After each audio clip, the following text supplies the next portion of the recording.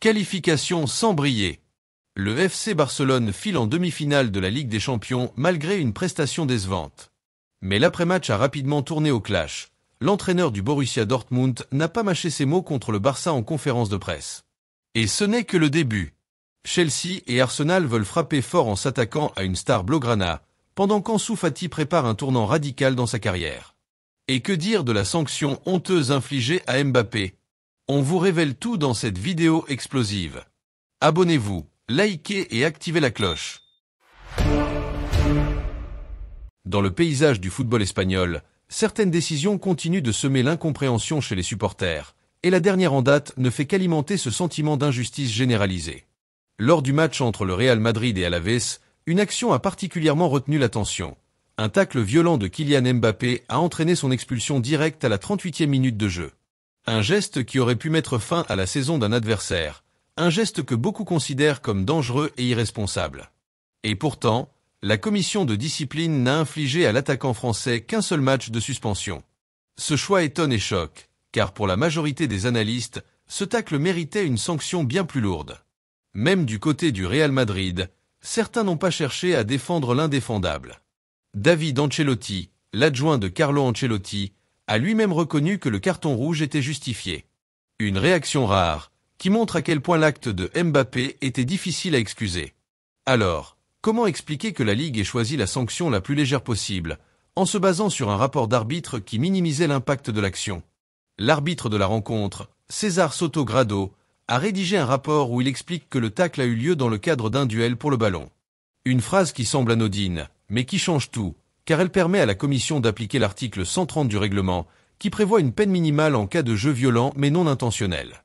Or, les images sont pourtant claires, Mbappé ne cherchait pas le ballon. Il frappe directement la jambe de l'adversaire avec la semelle. Une action qui sort du cadre d'un simple duel et qui aurait dû être sanctionnée en conséquence. Ce qui dérange encore plus, c'est que cette décision permet à Mbappé de revenir juste à temps pour la finale de la Coupe du Roi face au FC Barcelone. Une rencontre cruciale et très attendue, où chaque absence pourrait peser lourd. Pour les supporters du Barça, c'est une nouvelle démonstration que les règles ne sont pas toujours appliquées de la même manière selon le club concerné. Et quand il s'agit du Real Madrid, les précédents sont nombreux, et la suspicion grandit de jour en jour. Cette situation soulève une question importante. Jusqu'à quand le FC Barcelone devra-t-il se battre, non seulement sur le terrain, mais aussi en dehors, contre un système qui semble pencher en faveur de son plus grand rival? Car ce n'est pas la première fois que des décisions arbitrales ou disciplinaires suscitent des réactions d'indignation de la part des fans du Barça. Et cette accumulation d'épisodes donne l'impression que l'équité sportive est de plus en plus compromise dans ce championnat. À un moment où le football espagnol cherche à regagner en crédibilité et à rassurer les supporters, il devient urgent que les instances responsables prennent des décisions justes, transparentes et cohérentes. Sinon, le doute continuera de planer et les frustrations ne feront que s'amplifier. La sanction infligée à Mbappé n'est pas seulement perçue comme injuste, elle symbolise un déséquilibre plus profond dans la manière dont certains clubs sont traités face à des actes graves sur le terrain.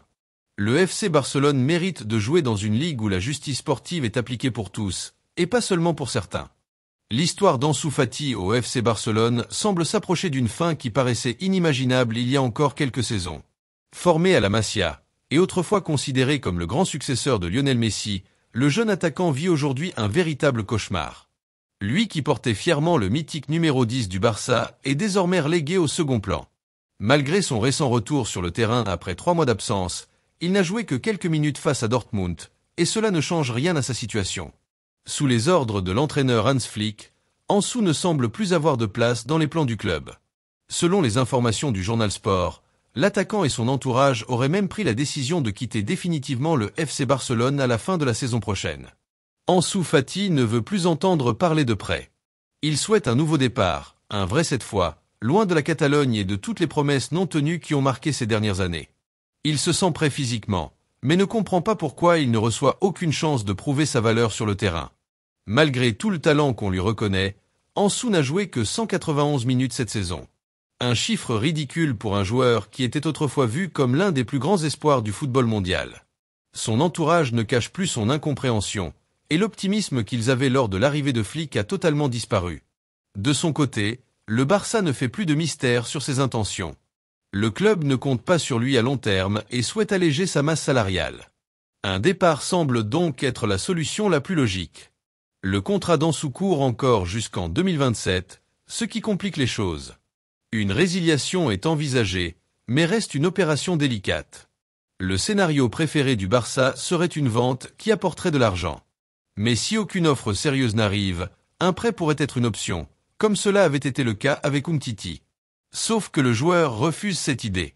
Il n'acceptera un nouveau prêt qu'en dernier recours, car il souhaite tourner la page une bonne fois pour toutes. Plusieurs clubs suivent de près son cas. En Espagne, le Séville FC croit que le climat andalou pourrait l'aider à retrouver confiance et énergie.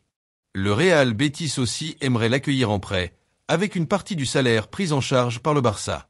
Valence et Gérone sont intéressés, mais ont peu de moyens. À l'étranger, Tottenham et West Ham pensent également à lui. Mais Ansu garde un mauvais souvenir de son passage à Brighton, où il a connu une saison très décevante. D'autres clubs, comme Benfica en Europe, ou certains en Turquie et en Arabie Saoudite, ont montré leur intérêt. Mais Ansu ne veut pas quitter le continent. Il espère retrouver son niveau pour revenir un jour en sélection espagnole. Malgré les blessures, malgré les déceptions, il continue d'y croire. Son avenir est encore flou, mais une chose est certaine, Ansu Fati veut écrire un nouveau chapitre loin de Barcelone, et il fera tout pour y réussir. Le FC Barcelone traverse une période très délicate, où chaque décision prise par les dirigeants doit jongler entre les ambitions sportives et les contraintes économiques. Dans ce contexte compliqué, certains joueurs importants du groupe risquent d'être sollicités dès l'ouverture du prochain mercato estival. Et parmi les noms qui reviennent le plus souvent dans les rumeurs figure celui de Jules Koundé. L'international français est tout simplement le joueur qui a disputé le plus de minutes cette saison sous les couleurs blaugrana. En dépassant les 4080 minutes de jeu, il est devenu un élément indispensable dans la défense de Barcelone. Initialement recruté comme défenseur central, Koundé a su s'adapter et briller au poste d'arrière droit. Une polyvalence rare, qui fait de lui une véritable référence dans son poste. Ses performances solides n'ont pas échappé aux grands clubs européens, et tout particulièrement à deux formations de Premier League. Arsenal et Chelsea gardent un œil très attentif sur lui. Chelsea avait déjà tenté de l'attirer à 2 reprises, notamment en 2022, mais sans succès. Aujourd'hui, le club de Londres dirigé par Enzo Maresca souhaite reconstruire une défense solide, capable de ramener les Blues en Ligue des Champions dès la saison 2025 à 2026. Du côté d'Arsenal, Mikel Arteta voit en Koundé une recrue de choix. Même si les Gunners cherchent à renforcer leur secteur offensif, ils savent qu'une défense de haut niveau est indispensable pour viser les plus grands trophées. Les deux clubs envisageraient de faire une première offre autour de 75 millions d'euros pour convaincre le Barça de céder son défenseur.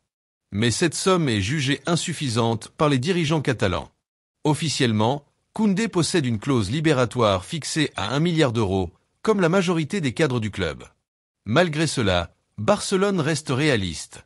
Une vente pourrait être envisageable uniquement si le joueur manifeste clairement son envie de partir, et si l'offre approche les 100 millions d'euros. Ce qui n'est pas encore le cas aujourd'hui. Koundé semble bien intégré au sein de l'équipe, et le club espère même pouvoir entamer des discussions pour prolonger son contrat, qui se rapproche de sa dernière ligne droite. Depuis son arrivée au Barça en 2022 pour 50 millions d'euros, Koundé a disputé 137 matchs, marqué 6 buts et délivré 18 passes décisives. Des chiffres impressionnants, qui confirment qu'il est devenu l'un des meilleurs latéraux du monde. Pour le FC Barcelone, perdre un joueur comme lui serait un coup dur. Mais si les conditions financières sont réunies, et que le joueur souhaite un nouveau défi, alors le club pourrait être contraint de négocier. La suite dépendra donc de ce mercato d'été, qui s'annonce déjà très animé pour les Catalans. Si vous appréciez la vidéo jusqu'à présent, n'oubliez pas de lui donner un bon like et de vous abonner à la chaîne. Continuons. Le FC Barcelone est officiellement de retour parmi les 4 meilleures équipes d'Europe. Même si le match retour contre le Borussia Dortmund a laissé un goût amer, l'essentiel est assuré. La défaite 3-1 en Allemagne aurait pu tout remettre en question, mais grâce à l'énorme avance construite au match aller avec une victoire écrasante 4-0, les Catalans ont validé leur ticket pour les demi-finales de la Ligue des Champions. Un moment très attendu depuis 5 longues années. Ce retour en force du Barça sur la scène européenne est la preuve que le club, même en pleine reconstruction, reste une puissance incontournable du football. Le match à Dortmund s'est joué dans une ambiance électrique au Signal Iduna Park. Dès les premières minutes, le Borussia a montré les crocs. Le héros du soir côté allemand a été Serhou Guirassy, auteur d'un triplé qui a complètement relancé le suspense. Les supporters du Barça ont retenu leur souffle pendant une bonne partie de la rencontre. Mais un moment clé a tout changé. À la 54e minute, un but contre son camp de Rami Bensebaini est venu refroidir les espoirs allemands. Ce but, arrivé comme un soulagement, a permis au Barça de conserver une avance suffisante au score cumulé pour se qualifier malgré la défaite.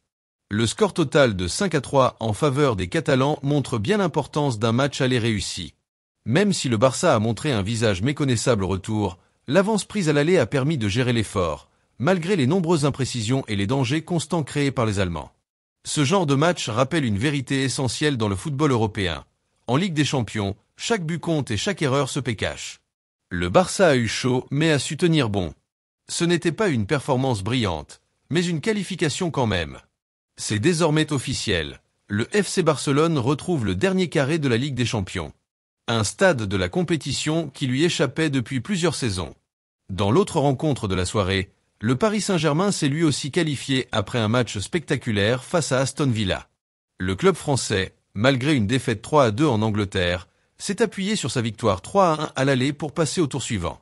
Comme le Barça, Paris a souffert, mais a réussi l'essentiel. Pour les supporters catalans, cette qualification en demi-finale est un véritable rayon de soleil dans une saison marquée par l'instabilité et les critiques. Le rêve d'une 6e Ligue des Champions est encore vivant. Mais pour aller au bout, il faudra beaucoup plus que ce qui a été montré contre Dortmund. Le match retour a mis en lumière plusieurs faiblesses, notamment défensives. Si l'équipe veut vraiment soulever le trophée, elle devra élever son niveau de jeu et retrouver l'intensité du match aller. Du côté du Borussia Dortmund, l'entraîneur Niko Kovac n'a pas caché sa frustration en conférence de presse.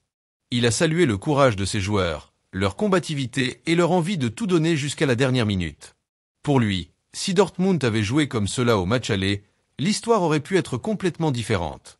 Il a reconnu la qualité technique du Barça, son travail de formation et sa capacité à gérer les grands moments. Mais il a également lancé une petite pique en affirmant que son équipe aurait pu éliminer Barcelone avec plus de constance. Malgré l'élimination, Kovac est sorti la tête haute. Il a rappelé que son équipe est en progrès et qu'elle peut rivaliser avec les plus grands. Pour lui, la Ligue des Champions est un tournoi impitoyable mais juste. Le miracle n'a pas eu lieu ce soir-là, mais il a vu des signes encourageants pour l'avenir du Borussia Dortmund. L'objectif est maintenant clair, bien finir la saison en Bundesliga et assurer une place en Ligue des Champions pour la saison prochaine. Quant au Barça, l'aventure continue. Les demi-finales s'annoncent intenses et pleines de suspense. Quel que soit l'adversaire à venir, les hommes de Flick devront montrer un tout autre visage s'ils veulent atteindre la grande finale. Le rêve est encore là, plus vivant que jamais, mais pour le concrétiser, il va falloir corriger les erreurs et jouer avec le cœur, l'intelligence et surtout la détermination. Merci d'avoir suivi cette vidéo et si vous ne l'avez pas encore fait, abonnez-vous, likez et activez la cloche pour ne rien manquer sur l'actualité du FC Barcelone.